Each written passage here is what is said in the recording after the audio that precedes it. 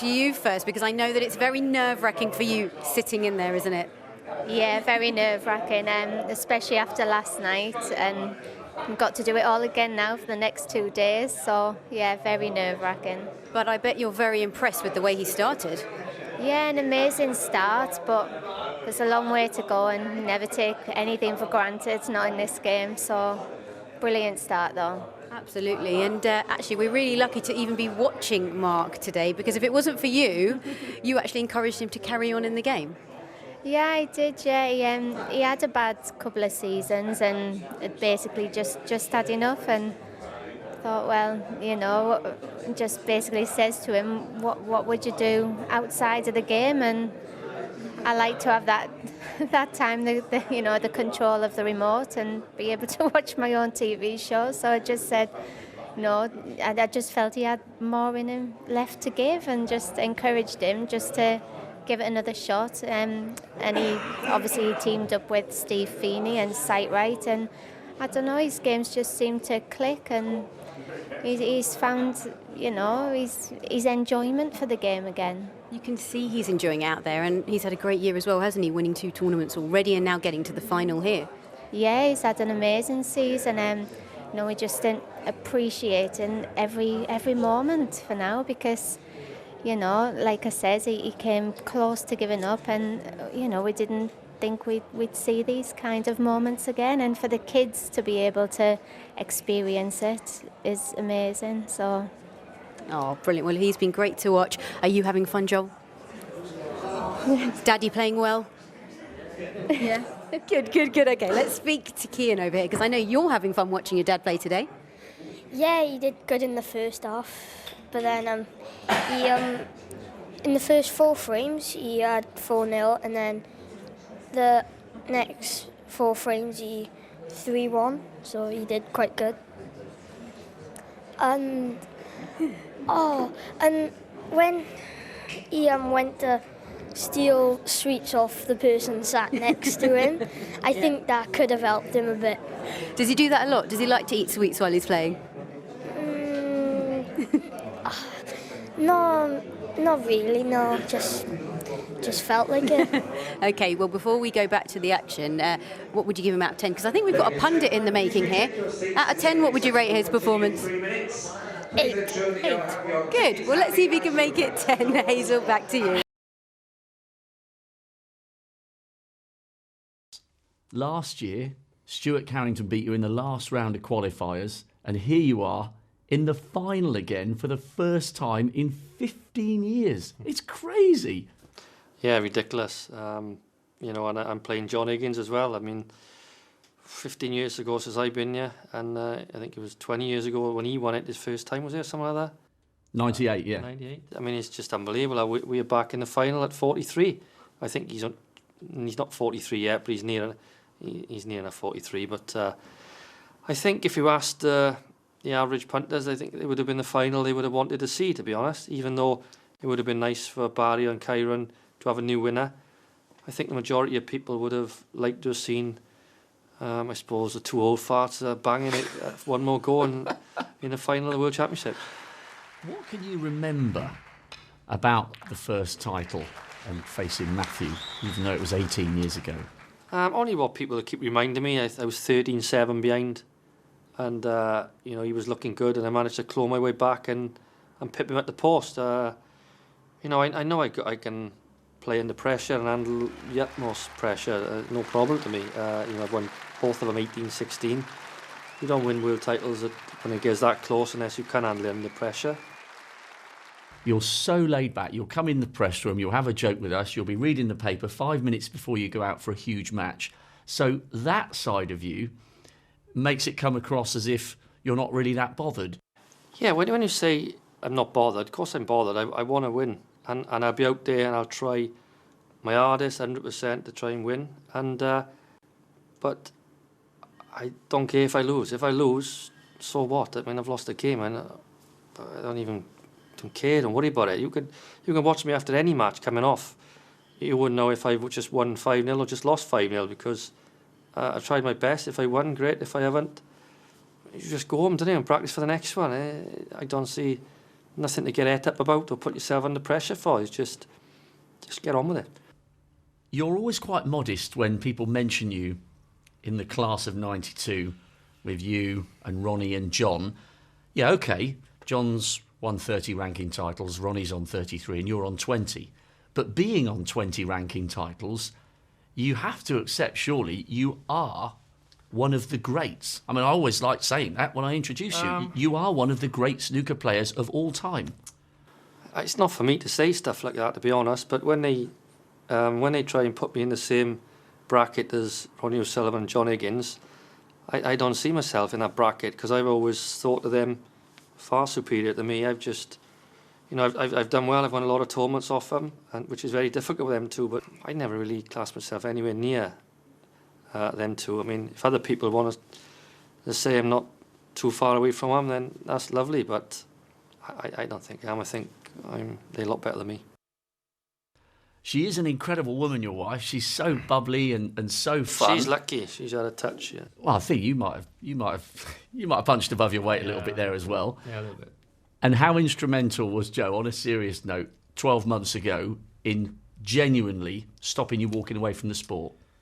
Yeah, Deb, you have to ask her yourself. We a couple of weeks talking about it, and she basically said, "Look, you play golf every day with my big Viv back home." She said, "You play golf with him every day in the summer anyway. So when the winter comes and then you're not playing golf, what are you going to do?" She pretty much convinced me to carry on, and that's why when I did, I said, "Well, I got to change my whole approach to the game," and obviously it's well documented.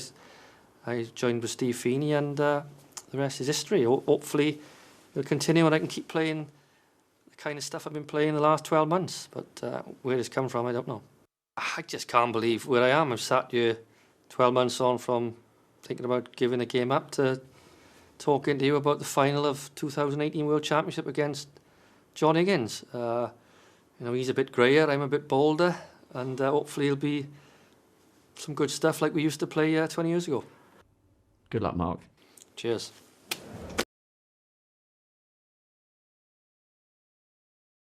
Players' Lounge at the moment, and I'm with a very tense family. Although, Denise, you look a little bit more relaxed than the children. How are you feeling?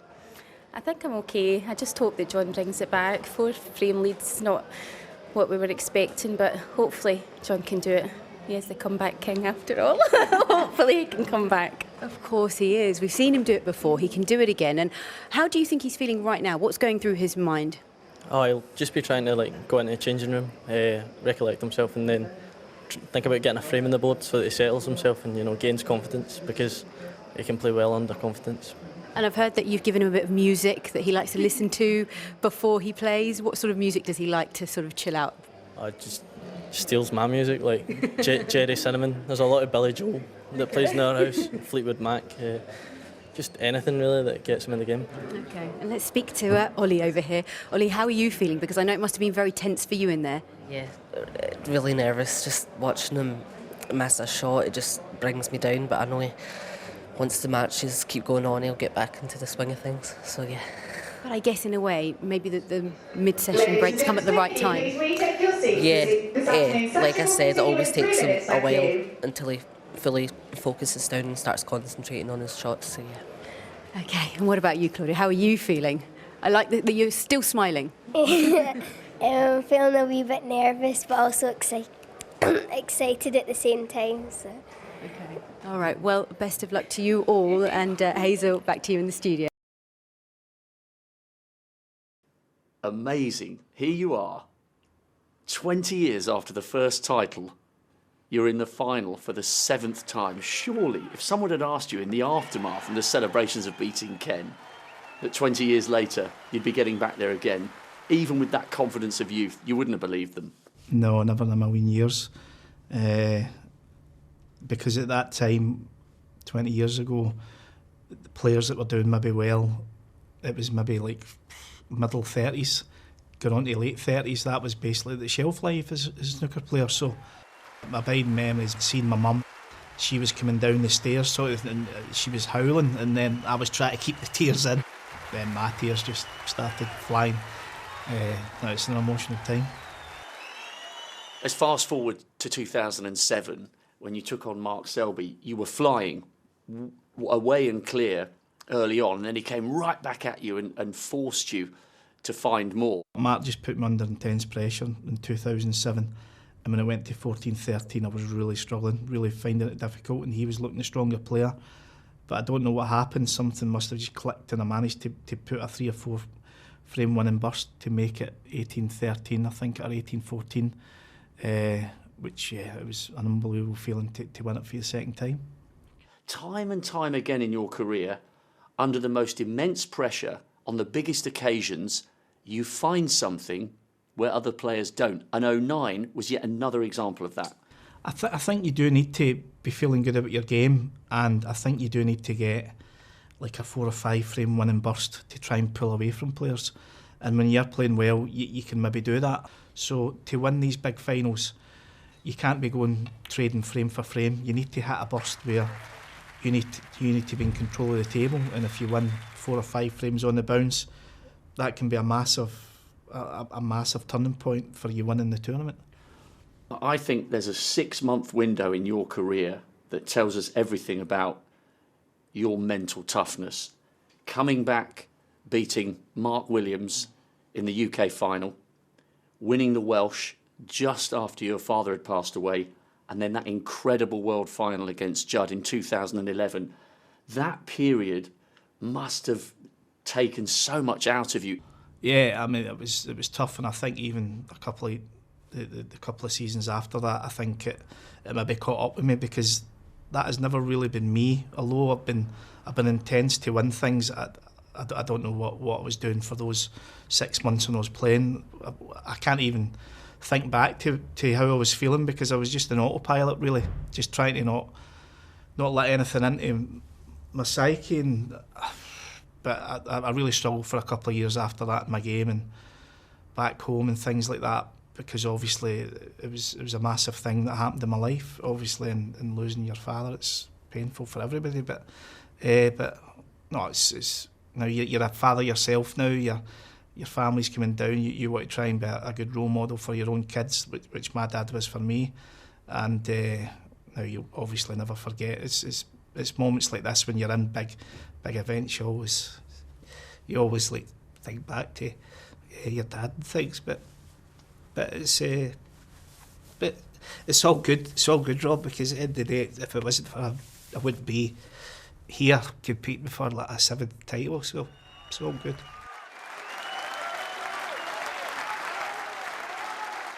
Do the numbers mean anything? Does the fact that you might get to 5 really fire you up, or are you just going to focus on the great occasion that it will be for you and your family and all the people who are in the arena watching? Yeah, I think that's the main point. I'm just delighted that I'm through to the other final. I'm going to be giving it everything, but just another great occasion for your family to come down and enjoy it. I think last year it was a proud moment having my 3 kids, but they're up. They know a bit about the snooker. Obviously my oldest is 16, but my daughter really gets involved in it, and she's 9, and it's going to be great for them to come down and see their dad competing, and obviously I'll just try and make them proud of their old man. That's what I'll try and do. Good luck, John. Can't wait to see Thanks you in very action. much, Rob. 7th final, bring it on. Thanks very much, Rob. Cheers.